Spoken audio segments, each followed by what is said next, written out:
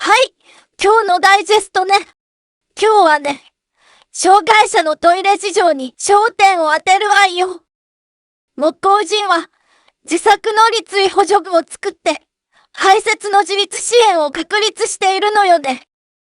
今日はその実例の紹介と、立位補助具や移動補助に関する考察と、障害者のトイレに関する悩み事、特に外出先とかで苦労することとかを考えてみるわ。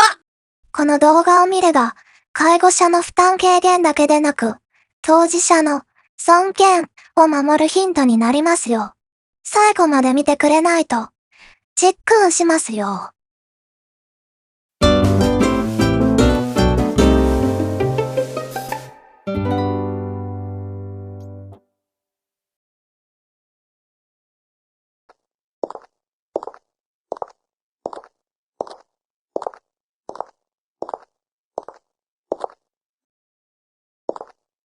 こんにちは、キーです。皆さん、ご機嫌いかが？ゆきちゃんどす。このチャンネルは、くも膜下出血で左半身麻痺になった奥さんを介護している木工人が、日々の介護を通じて感じたことや、その経験で得られたことなどを、同じ境遇にいる方々と共有しながら、介護する方々の心にフォーカスしていくチャンネルです。このチャンネルの動画で共感できることとか、聞いてほしい思いとかあったら、遠慮なくコメントしてね。このチャンネルで一緒に考えていきましょう。じいちゃん、今日は何やるの？今日はちょっとデリケートなお話ですね。障害者のトイレ事情です。うわ、そこ行く？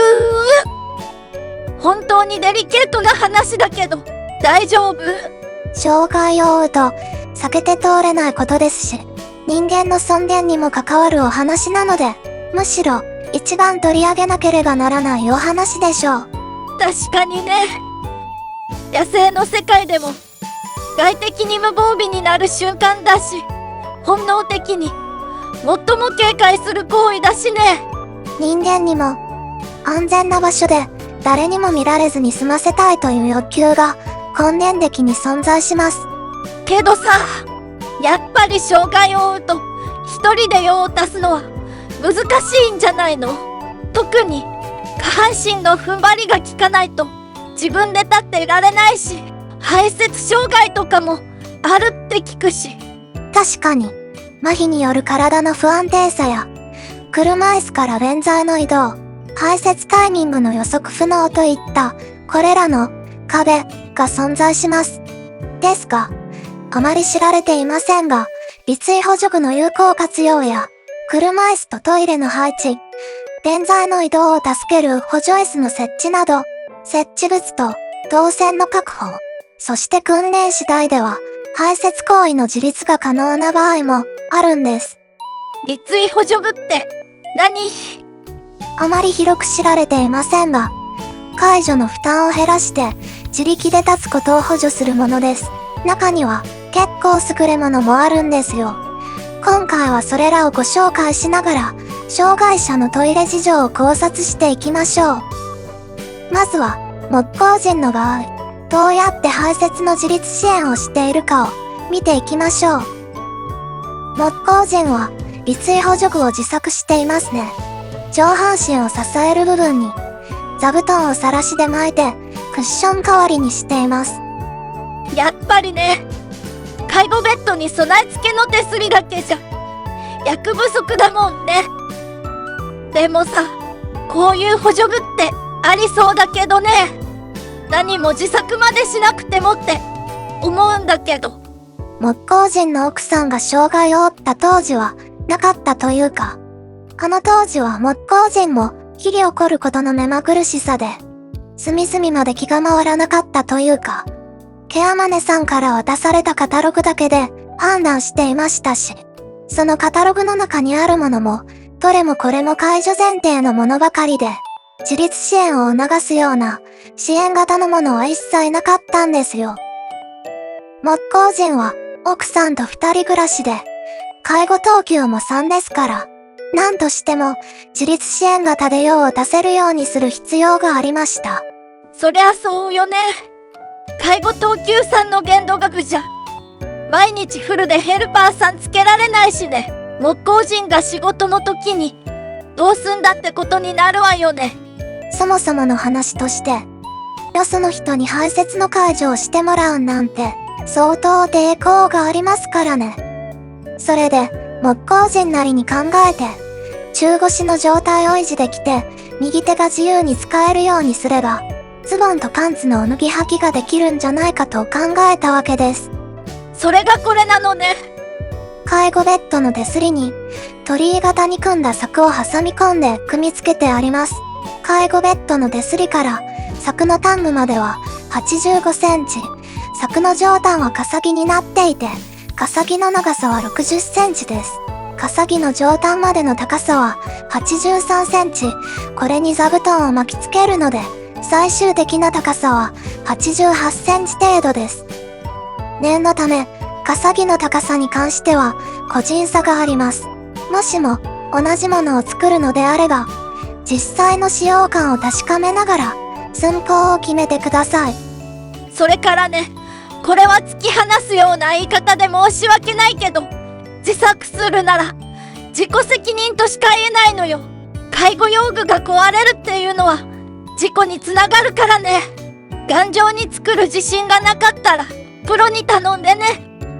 木工人が作ったこの作も、作った当初はまさか YouTube で公開するなんて考えてませんでしたから、見てくれなんかは捨ててかかって、手早くできて堅牢で長持ちするものを最優先に考えてましたね。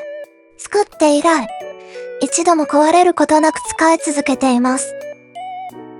そして、柵の正面に手すりとペーパーホルダーを取り付けました。ペーパーホルダーは、もともとは、ポータブルトイレに備え付けていたものを、こちらに移設したわけです。ペーパーホルダーの下が、ちょうどいい棚みたいになってて、お尻拭きとか置けるのもいいわね。ペーパーが片手でうまく切り取れないときは、ティッシュタイプのトイレットペーパーにするつもりだったようですね。昔見たことがあるわ。ばあちゃん家にあったわよ。トイレットペーパーなんてこじゃれた言い方じゃなくて、ちり紙って言ってたわね。へえ、今でもあるんだ。こんな感じで売っていますね。これなら片手で取れますからね。腕に障害のある方には、きっと重宝すると思いますよ。それでは木工人のベッドメイクと、尾椎補助具に座布団を巻いている様子と、どんな風に使っているのか、実演を見ていきましょう。まず、シーツを変える前に、マットを掃除します。大吉くんと福ちゃんがいるから、どうしても抜け毛がね。しょっちゅうブラッシングして、取っているんですけどね。まあでも、大切な家族ですし、毎日奥さんを癒してくれていますからね。アニマルセラピーって言うんだっけ。これで随分と木工人の奥さんも救われたのよね。障害を負うとどうしても、目の前に広がる道が真っ暗闇に感じてしまい、心が沈みがちになったりしますからね。言葉はなくても、あの2匹の存在がどれほど奥さんの心を癒したことか。むしろ種族の違いで言葉がないからいいのかもね。もうこれ以上頑張れないってくらい頑張った人間に、もっと頑張れとか、しっかりしろとか言ったって、相手を追い詰めるだけだもんね。そうですね。確かにそんな時は下手な言葉をかけるよりも、そっと寄り添ってくれる存在の方が心を救ってくれますからね。今度、アニマルセラピーについても考察しましょう。さて、いよいよ座布団を巻き直すようですね。体が触れる部分ですし、体重もかかるので、クッション性が良くないと、使っていて痛いですし、ホールド性も良くないですから、できるだけ厚手のものを使います。そこで座布団は都合がいいんですよ。要はこれを支えにして、ベッドからポータブルまで移動して、自力で立とうというわけよね。でもさ、最初からうまくいったわけじゃないのよね。そりゃあまあ最初はたびたび失敗していましたね。床に粗相してしまうこともよくありました。木工人はその度に平然と片して掃除していたわよね。まるで火事の延長線上のようないつもと変わらない日常の一コマみたくね。嫌な顔一つしないでよくできたわよね。木工人も自分自身でそれは不思議がっていましたね。ただ、なんかスイッチが入るみたいなことも言ってましたよ。この時に結婚するということの本当の意味が分かったって言ってましたね。まあ、奥さんが何とかして自力で排泄ができるようになれば仕事との両立が可能になるので、失敗の後始末は単なる通過点と思えば苦にならなかったって言っていましたね。夫婦やるっていいことばかりじゃないもんね。むしろ大変なことの方が多いでしょう。まあ、だいたいいつもこんな感じで巻き直していますね。床のカゴに入っているのは何？あれはリハパンですね。奥さんは高次脳機能障害になりかけたためか、やはり匂いを感じにくい時があるんですよ。なので、もしも間に合わなかった時のために、そのままポータブルに座って取り替えられるように、手の届く場所に予備を数枚置いてあるんです。それでは、この立位補助具をどうやって使うのか、木工人が実践しているのを見てみましょう。こんな感じで使うんですよね。こういった支えが一つあるだけで、随分違うんですよね。これだったら左足と左手がつかなくてもなんとかズボンの脱ぎはぎできるわよね。これでもおトイレしてるとこ見られないで済むわけね。ただ、電動車椅子とこの補助具で、介護等級は3から2になってしまいましたけどね。そういうとこなのよね。なんか釈然としないわよ。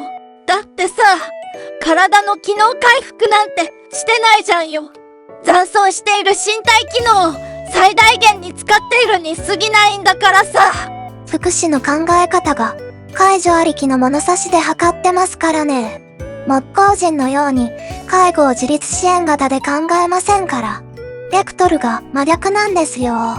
結局さ、介護を健常者目線でしか見ていないってことなのよね。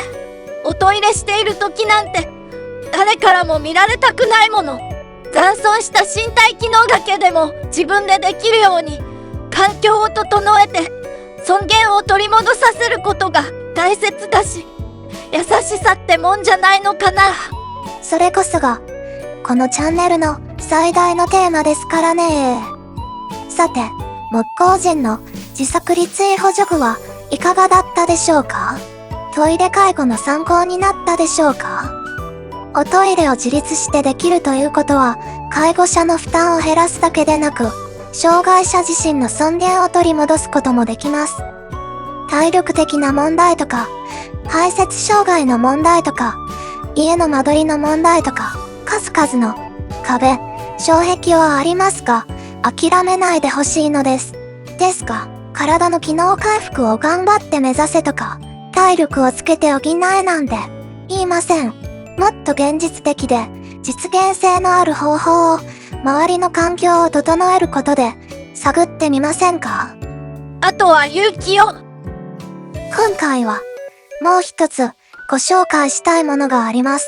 中工業株式会社の立位サポート手すりです。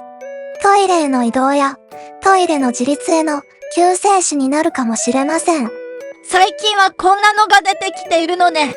これならできないをできるに変えることができるかもね。ゆきさん、言い方がややこしいです。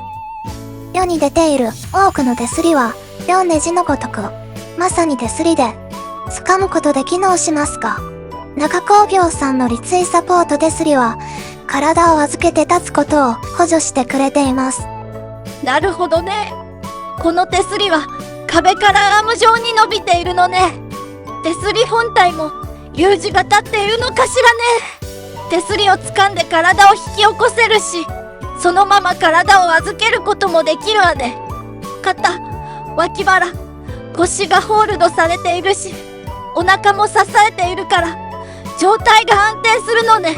取り付け位置やアームの調整次第でズボンの脱ぎ履きにちょうどいい位置に持ってこれそうですし、歩行装具との組み合わせや訓練次第ではポータブルトイレを卒業できるかもしれませんね。ポータブルは間に合いそうにない時の非常用にして、通常のトイレが使えれば、これはかなり大きな一歩よね。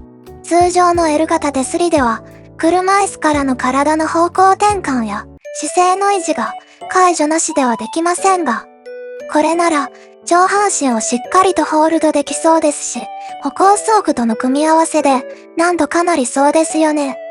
中工業さんの着眼点も素晴らしく、その手すりで介助しやすいですか？という疑問から開発がスタートしています。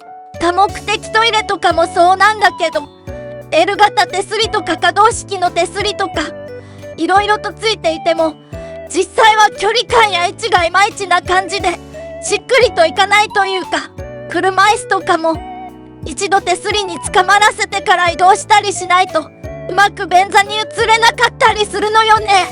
木工人も、L 型手すりなんて何の役にも立たんとか、多目的トイレの手すりは、ジャングルジムみたくごちゃごちゃしているだけで、実際は大して使えないものばかりだって揶揄していたわね。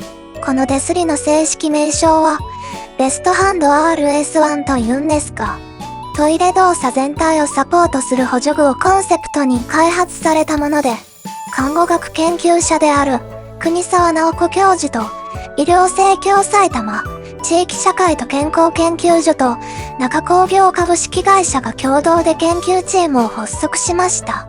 ちょっと、何よそれ。かなりガチというか、超本気モードじゃないよ。そうなんです。ガチでございます。かなりの本気度なんです。実際に RS1 の効果を検証するために介護老人施設のトイレに設置して4ヶ月にわたり入所者や介助者に使用してもらうヒアリング調査をしたり、筋電計を用いて介助者の筋負担を計測し、通常の L 型手すりとの比較を行ったりと、その開発の念の入れようは脱帽するばかりです。なんかさ、それ聞いててさ、とうとうウォシュレットの開発秘話を思い出しちゃったわよ。やっぱり人を感動させるような製品の開発って、開発者の熱量というか、情熱が半端ないわね。ウォシュレットなんて、社内の女性社員に、あそこの位置を聞き取りして回って、ビンタされまくったとか、本職の踊り子さんのいる店に行って、実際に観察したりとか、もう、変態の域だったらしいものね。当時の開発関係者の方々は、もう退職されていて、記録も残っていないらしく、真相は明らかではなくなってしまいましたけどね。女性のあそこの聞き取り調査なんて、顔から火が出るくらい恥ずかしかったと思いますよ。でもさ、ビンタされた開発人の屍の数が、製品の信頼性と使い心地に反映しているのよね。お尻だって洗ってほしい。このキャッチコピーは衝撃的でしたね。日本に滞在した外国の方々も、中には帰国後にウォシュレットロスになってしまう人がいるらしいですよ。RS1 のヒアリングも、いろいろと苦労があったと思うわ。例えば、ズボンやパンツを脱ぐ時の体勢はどんな感じとか、トイレ動作のポージングや所作を明けすけに聞かなきゃならないものね。中工業さんは、ただ単にトイレの補助具を開発している意識はないですね。障害を抱えた人たちのトイレにおける尊厳を取り戻すための手段を開発したんですよ。つまりは、利用者のその時の心を見ていたのよね。まさに開発の発端はそこにありますね。トイレを自立させる、または自立できないまでもスムーズに行えるようにすることで、少しでも尊厳を取り戻そうという開発の意図が見えます。優しさと安心を確かな技術で支えます。という社長自らのメッセージに会社の理念と信念が込められていますね。中工業さんは他にもこんなものも作っています。何よこれ。押すだけでドアが開いたわよ。開き戸のドアハンドルを押しボタンに変換する器具で、プッシュ式オープナーですね。これなら手が不自由な人でも開けられそうだし、両手が塞がった状態でも開けられるわね。解除をする際にも、これは結構助かりますね。片腕に障害がある方が、手荷物を持っていても、腰で押して開けることができますね。こんな些細なことでも、日常の困りごとに気づけるなんて、目の付けどころが違うわね。しかもこれ、取り付けに特別な工具が必要ないから、DIY が苦手な人でも簡単に取り付けができそうね。中工業さんは、技術の奥底に愛情があるというか、心のバリアフリーなんですよね。今のご時世、効率とか、それで売れるのかとか、利益追求ばかりが重要視される風潮の中で、昭和7年の創業以来、このイズムは軸足がぶれていないんですよ。中工業さんは他にも、こういった可動式の手すりをラインナップしていますね。可動式でありながら、最大荷重は垂直方向で約102キロ、水平方向で約61キロと、堅牢な作りになっています。サイト内にカタログがありますから、比較検討してみてください。こういった製品は、もっともっと世に知られて広まるべきよね。中工業さんの製品は、主戦場が公共施設や病院だから、家庭用にはなかなか広まっていないのかもね。でもさ、家庭用にも広まってほしいわよね。その思いは、中工業さんも同じかもしれませんね。今回、製品紹介にあたって、動画等の使用許諾を快諾いただけたのも、もっと世に広めたいという、中工業さんの純粋な思いからではないでしょうか。そうなのよね。私ら勝手に褒めちぎっちゃっているけど、これ案件じゃないのよね。映像の使用許諾を快諾していただいた中工業株式会社様には、この場を借りてお礼申し上げます。本当にありがとうございました。どんどん広まるといいわよね。そのためにも、このチャンネルももっと知名度上げないとね。この動画の概要欄に中工業さんのサイトリンクを載せておきます。興味のある方はぜひ覗いてみてください。実はもう一つご紹介しておきたい製品があるんですよ。まだ何かあるの？株式会社富士の異常サポートロボットです。最先端のロボットのためか、映像の使用許諾を得られなかったので、この動画内では映像でお見せできないのが残念ですが、こちらも概要欄にサイトリンクを載せておきますので、そちらを覗いてみてください。ここで映像が見られないのは残念ね。一体どんなロボットなの？主に下半身に障害があるような方を抱きかかえるようにして、ベッドからトイレまで安全に移動させることができるロボット型の移動具です。電動車椅子に体をリフトさせるロボット機能を併せ持ったと言えばいいでしょうか？何よそれ。ますます映像が見たくなるじゃないのさ。そのロボットの名前はなんていうの？異常サポートロボット、ハグって言います。その名の通り、抱きかかえるようにして運ぶんです。リフト機能によって中腰の姿勢も維持できますから、下半身不随でもトイレ動作を行えるわけです。現状ではリモコンによる操作で解除前提ですが、ジョイスティックを搭載すればトイレを自立して行えるかもしれません。まるで夢のようなロボットじゃないよ。ますます気になるじゃないよ。では、ゆきさんにだけ特別に資料をお見せしましょう。皆さんはサイトリンクに飛んでください。ゆきさん、これが異常サポートロボット、ハグです。何よこれ。しっかりハグってるじゃないよ。この発想はなかったわ。おんぶというか、抱っこというか、これはびっくりドッキリ目かよ。なんてことなの。これなら、下半身不随でも、トイレの自立ができるんじゃないの。TOTOウォシュレットの開発者が、銀だ覚悟でプライバシーの壁を越えようとしたのも、中工業さんの開発チームが4ヶ月に及ぶヒアリングまで行って開発したサポートデスリモ株式会社富士の異常サポートロボット、ハグが生まれた背景も、すべては人間の尊厳のためです。その献身が結実した技術なんです。まさに日本のものづくりの真骨頂よね。今、海外で起きている日本製品のブームメントも根底にあるのは、ものづくりの献身と尊厳が海外の人たちの心を揺さぶっているからなのよね。ヨーロッパでは EV よりも日本の軽自動車が高く評価されているみたいだし、アメリカだと軽トラが爆発的な人気らしいわよ。軽自動車や軽トラは日本独自の規格のため、実際には需要の高まりは限定的ですけど、人気が高まっていることは確かです。そもそも、軽自動車は日本独自の規格なので、欧州の型式認定に対応していないんです。なので、正規輸出はされていないんですよ。ですが、イギリスで日本の軽自動車が実際に走っていたりするのも事実なんですよ。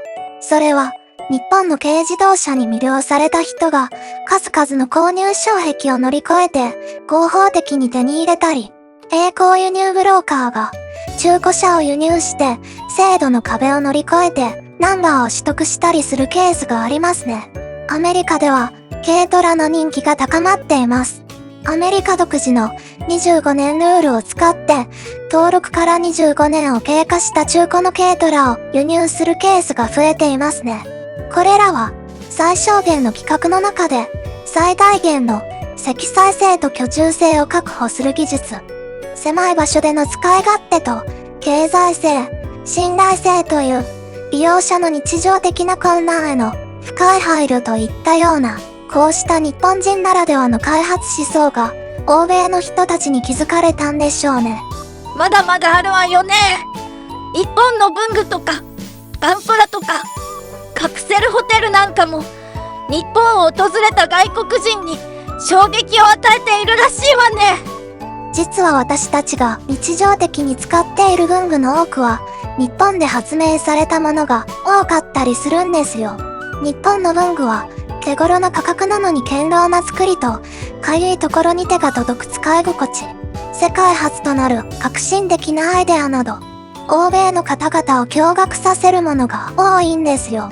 オルファーのカッターナイフとかガラスペンとかサインペンや消しゴムに至るまで私たちが当たり前と思って使っているものが実は海外では驚愕レベルなんですよ。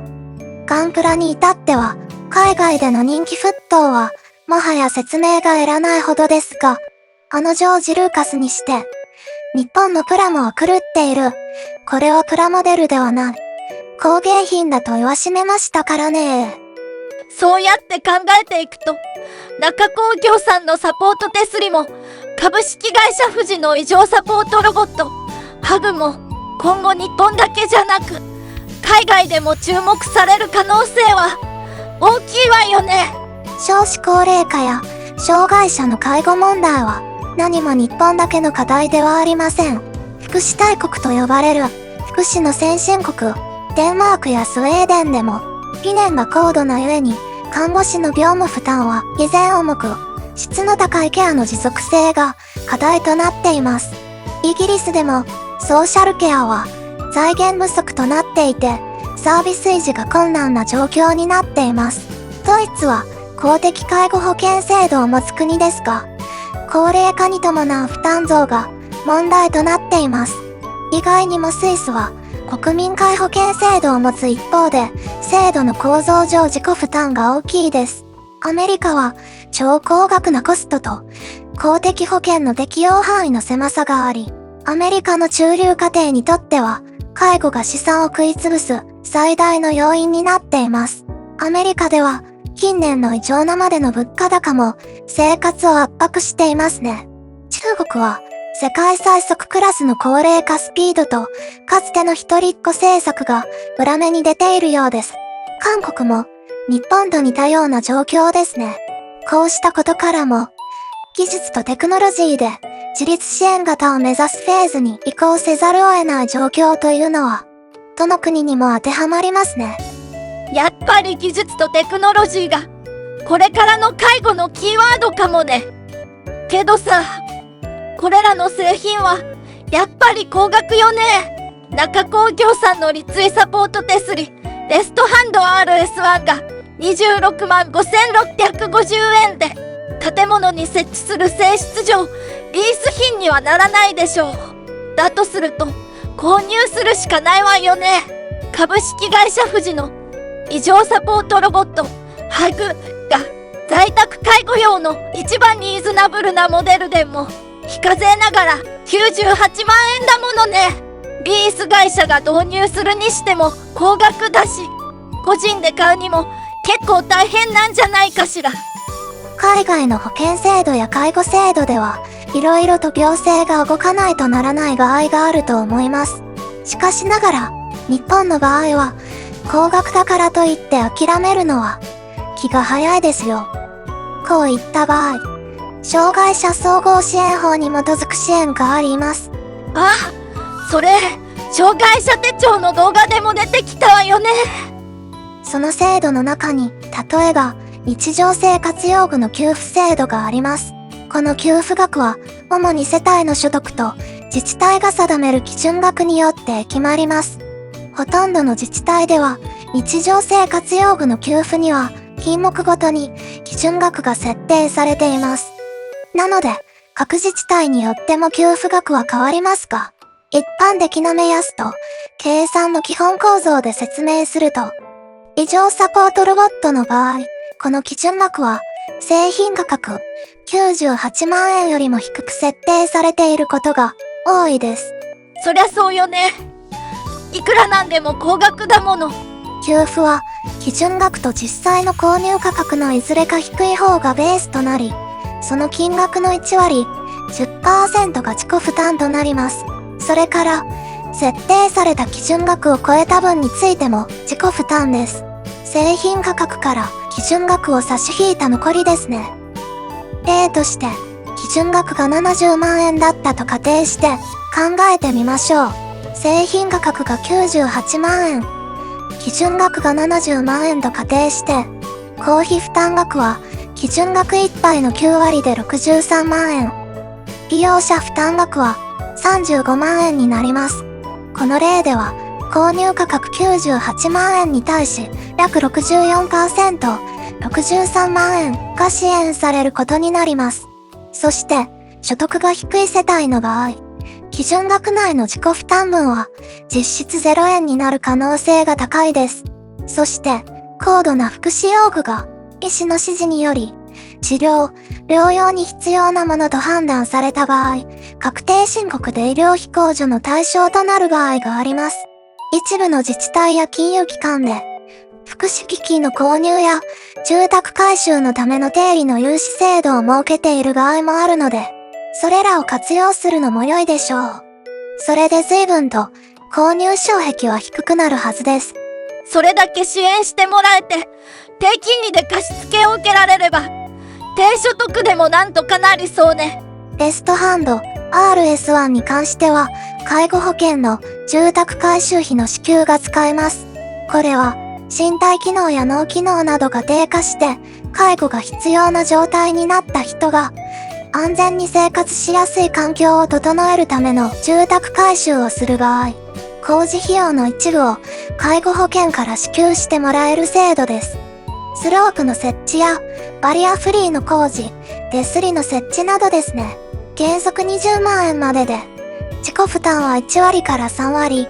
ただし、障害者手帳を持っている方は、別途、障害者総合支援法に基づく給付制度の中の、重度身体障害者等住宅改造費助成事業を優先、併用できる可能性があります。重度身体障害者等住宅改造費助成事業も、各自治体で上限額は異なるでしょうから、事前に確認しておく必要があります。おおむね上限額は40万円前後のようです。注意したいのは、介護保険の住宅改修費の支給も、重度障害者住宅改造費助成事業も、使えるのは一人一度きりだということです。そのあたりのことも含めて、事前に各自治体に確認してみてください。なるほどね。障害者総合支援法って縁の下の力持ちなのね。これならレストハンド RS1 も異常サポートロボットハグもぐっと現実味が帯びてくるわね。それともう一つ、レストハンド RS1 にせよ、異常サポートロボットハグにせよ、各企業の企業努力も見逃してはいけません。確かに高額ではありますけど、考えてもみてください。RS1 は単なる手すりではありません。体を支える機能を持たせるために、耐荷重や強度はかなり堅牢な作りになっています。一般的な建材メーカーが売っているような階段手すりと比べると、需要はさほど大きくはありません。ハグに関しては、ロボット一体の値段と考えれば、裏側にある開発費と需要を考えると、おそらくは利益が出るギリギリの値段設定のはずです。もしかすると、信念を貫くために赤字覚悟なのかもしれません。確かにそうよね。大きい金額だから一見高そうに感じちゃうけれど、制度を使えば低所得でも手が届く範囲内だもの。よくよく考えてみればかなり頑張ったお値段よね。これらの製品が高額に見えながらも制度の基準内になるように設定されている事実は、メーカーの人々の尊厳回復に貢献するという強い倫理と企業努力の結晶です。需要が限定され、開発コストが高い特殊分野において、利益追求よりも社会貢献を優先し、公的制度の適用を見越した価格戦略を取る。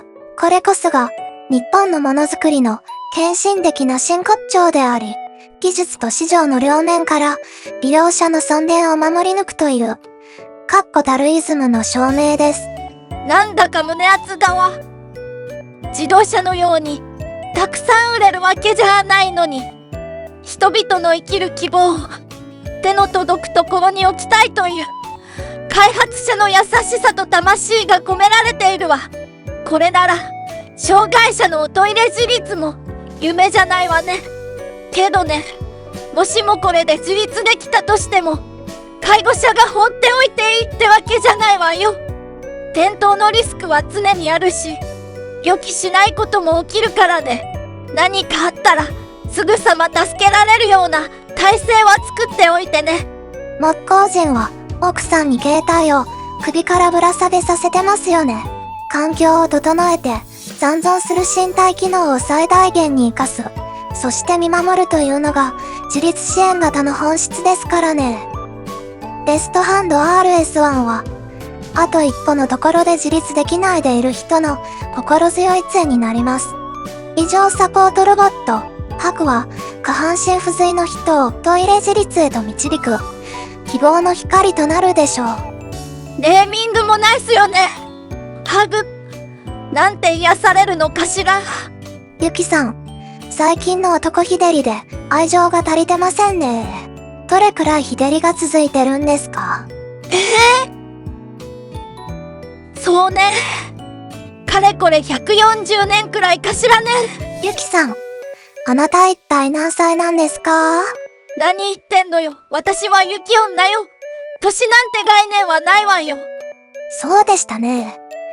公式だと、忍びの村育ちで雪の妖術使いってなってましたけど、ややこしいから、このチャンネルは雪女ってことにしちゃったんですよね。それで、最後のお相手は、どんな方だったんですか？ああ、ふみちゃん？ふみちゃん？誰です？伊藤博文よ。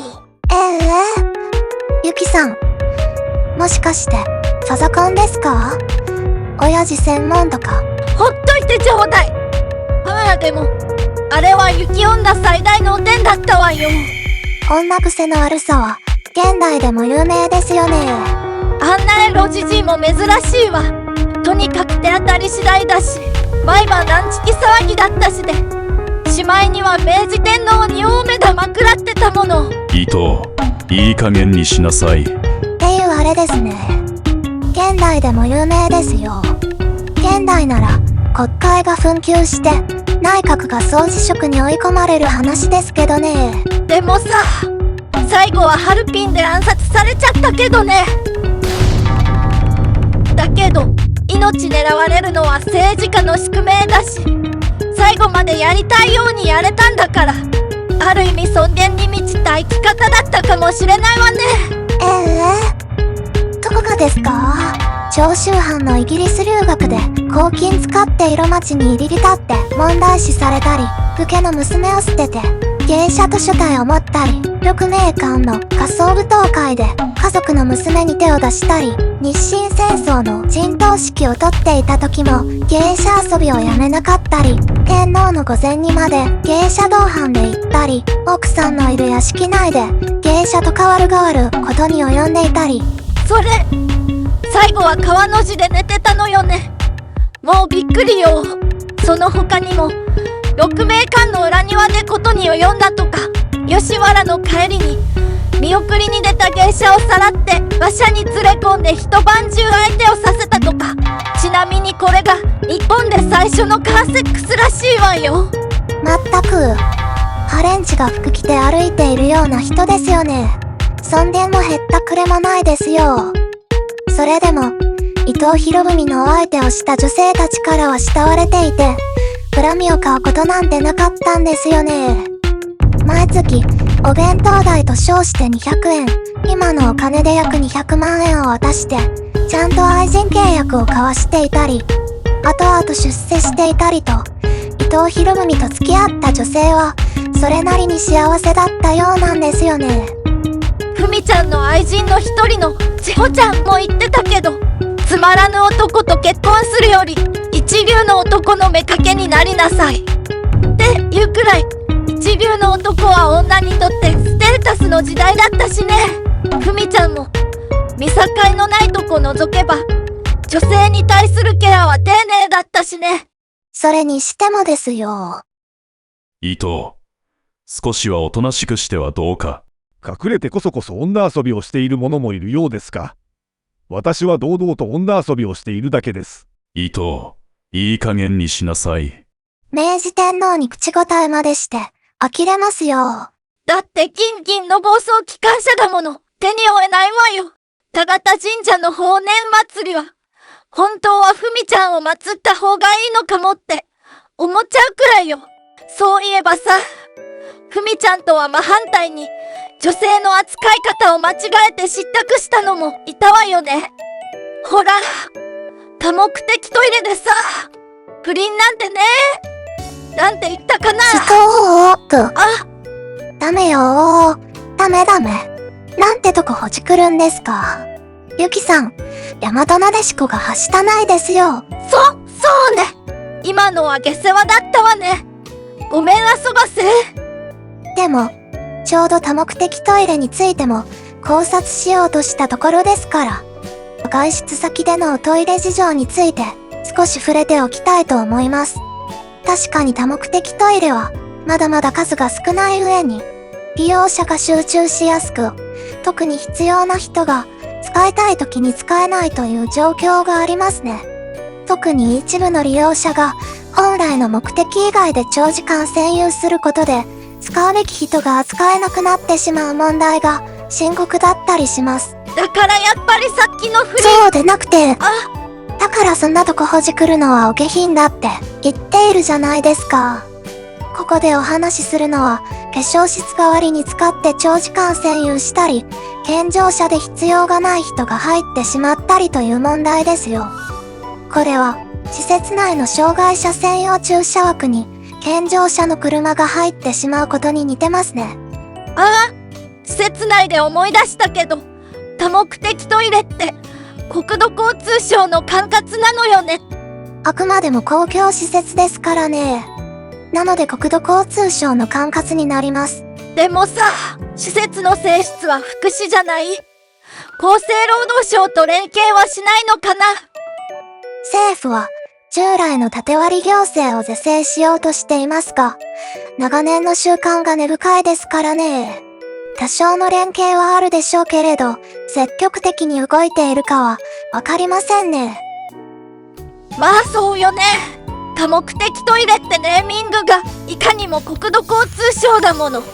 厚生労働省ならもっと明確な名前にしたでしょうね。多目的トイレ。誰でもトイレ。確かにこの名前は一部誤解を生みますよね。善意の枠いってやつよ。ネーミングの根底にあるのはユニバーサルデザインの思想を広める目的なんですが、結果として本当に困っている人以外も使ってよいという誤解を生んでしまいました。それはモラルの低下を招き、多くの健常者は悪気なくこれらのスペースを利用しています。これは誰かが困っていることに気づかない無関心さと、空いているなら使ってもいいだろうという思考停止から来るものですね。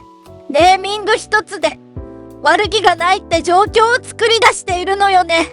誰でもトイレなんて名前じゃいくらモラルを訴えたところで解決しないわよ。悪気がないって状況を作っているだけたちが悪いわ。無知や誤解から来る行動は悪意のある行動と同じか、あるいはそれ以上に深く人を傷つけてしまう可能性がありますからね。私たちは見えない困りごとを想像する心のバリアフリーを一人一人が持つことが大切なのかもしれませんね。そうよね。私はもう多目的トイレなんて言わないわ。ユニバーサルトイレとかナーシングトイレとかいうことにするわ。それいいですね。ナーシングトイレ。みんなで広めましょう。そうね。メタンちゃんにも伝えてみるわね。今回のお話はここまでです。次回は何やるの？そうですね。あ、そういえばこの動画でアニマルセラピーのことが出ましたよね。次回は介助犬とかアニマルセラピーについて考察してみましょう。最後まで見てくださってありがとうございました。この動画をいいなって思ってくれたら高評価、チャンネル登録をよろしくお願いいたします。